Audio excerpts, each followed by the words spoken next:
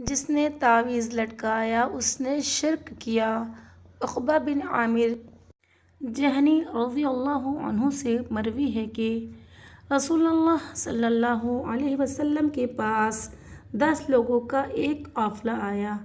آپ صلی اللہ علیہ وسلم نے لوگوں سے بیعت لے لی اور ایک کو چھوڑ دیا۔ صحابہ نے کہا، اے اللہ کے رسول صلی اللہ علیہ وسلم، آپ نے تو لوگوں سے بیعت لے لی اور ایک شخص کو چھوڑ دیا۔ آپ صلی اللہ علیہ وسلم نے فرمایا، اس نے تعویذ لٹکایا ہوا ہے، اس نے اپنا ہاتھ ڈال کر اسے توڑ دیا۔ تب آپ صلی اللہ علیہ وسلم نے اس سے بیعت لی اور فرمایا، جس شخص نے تعویذ لٹکایا اس نے شرک کیا۔